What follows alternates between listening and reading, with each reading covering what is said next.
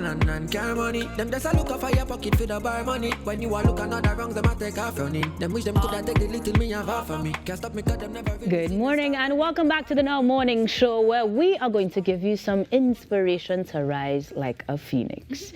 Project Phoenix collaborates with the Trinidad and Tobago Police Service Victim and Witness Support Unit, and it is the brainchild of Councilor Nicole Young for Belmont East, that is. So this morning she joins us on set, along with Ms. Christine Forde of the Victim and Witness Support Unit, to tell us a little bit more how we can all rise like the phoenix. Ladies, good morning and welcome to the Now Morning Show. Good morning. Good morning and thank you. I love it here. You do, because every time that you come, it's always with something incredulous. And this latest brainchild is something specific for the people of Belmont. So tell me a little bit as to how the Phoenix Project came about. Okay, so as a councillor, I am always on the ground, always speaking to the persons. They call me, WhatsApp me, come to my office. So I know that a lot of people, sadly, in my area are hurting, quite frankly. There are a lot of emotional issues, mental issues, and seeing that, hearing them talk, okay, let me give you an example. Literally this happened. A young mother, single mother, she has 5 children. She messaged me, she told me, listen, councillor, I have 5 children, you know that? It's very hard for me, I want to kill myself. This was an actual conversation. And other persons, young men, unemployed, they're frustrated, who's going in depressive state. So me seeing that, recognized that there was a need for psychosocial support within the Belmont community.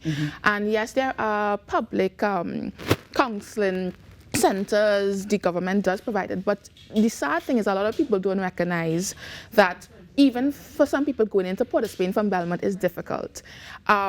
Just $10 to and from Belmont to Port of Spain, some people do not have it. If you're a mother and you have to choose between $10 for counseling session or $10 for food for your children, we know what you're going to choose. So we wanted a service right here in our backyard. Right. As such, seeing this, understanding this, I reached out to the Victim and Witness Support Unit and other agencies to help bring that service right in Belmont.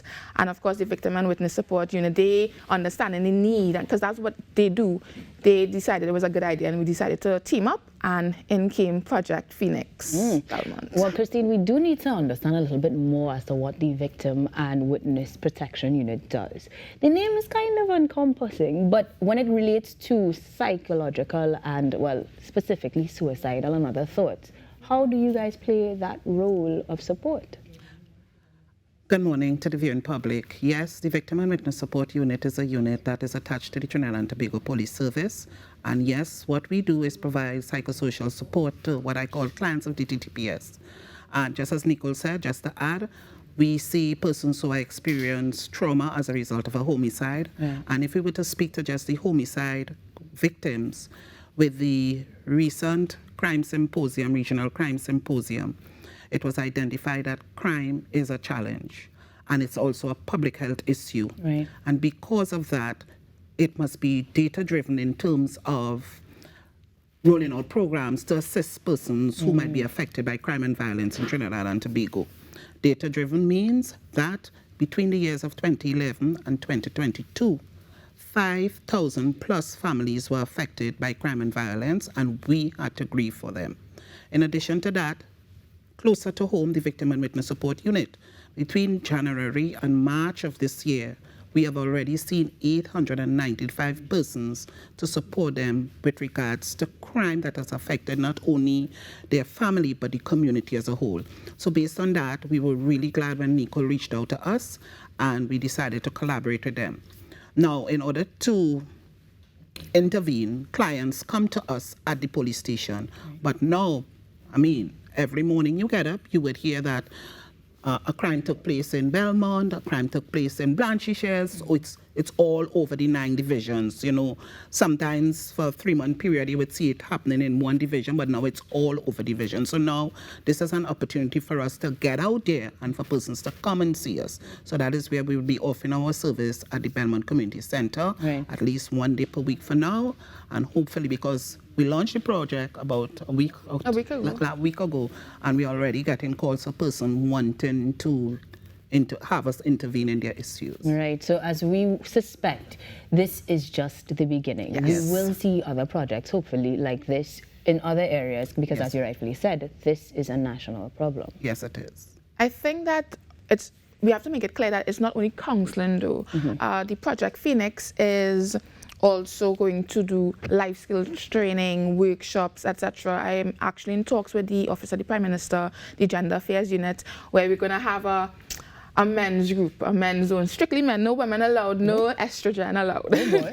And so the men can actually talk, because a lot of times men don't seek out support. Right. So what we're doing is we're going to go through like the sporting groups within the community, and they actually on board already. I spoke to some like Belmont FC, the manager is excited to have it because he recognizes that his players, they are men, they will talk, they'll have, their locker room talk, as we say. Right.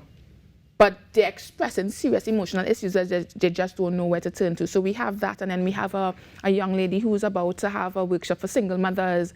We also have we partner with NGOs like the Pineapple Foundation. They're going to have a teen girl mentorship program.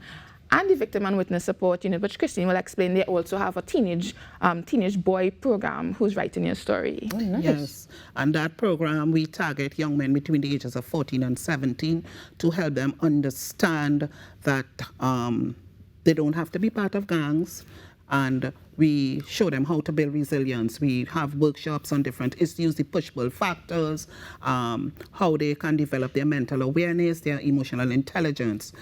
The fourth cycle that will be rolled out in the Belmont Community Center in a couple of months.